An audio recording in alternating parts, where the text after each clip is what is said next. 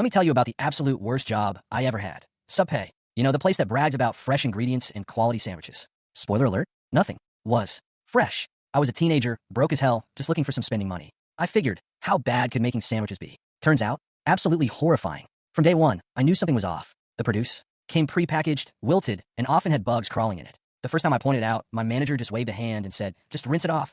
No one will notice.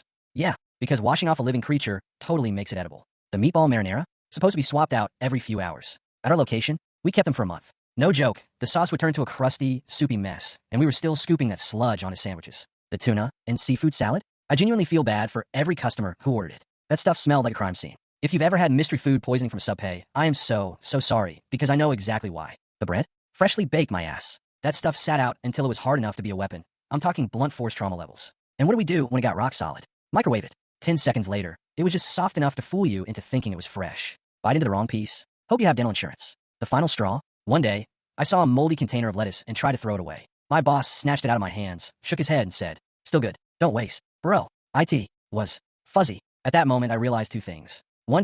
Boss didn't give a single fuck about people's health. 2. I needed to get the hell out, but not before destroying this place. Not only was my boss a biohazard in human form, but he was also sexist as hell. I worked there for 6 months, busting my ass, prepping, cleaning, taking orders, doing everything except the register. He never let me near the register. Then one day, a new girl started. After 1 week, she was up front taking orders full time. I asked why, and this man looked me dead in the eyes and said, she's better for front.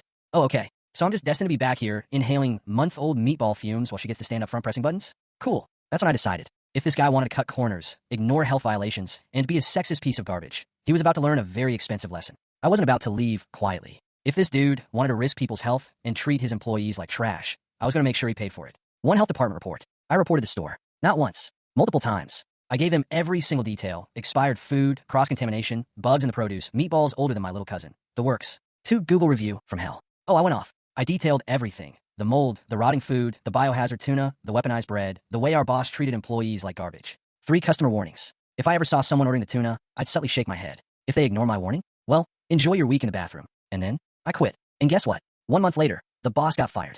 His own family owned the store, and even they decided he had to go once the health department wrecked them with violations. I like to imagine him sitting there, scratching his head, wondering how the hell the health department even knew. Meanwhile, I was at home, smiling like a villain in a movie. Update. I found out he was just transferred to another one of their stores in the same city. So what did I do? I called the health department again, and I'll keep doing it every time I find out where he's working.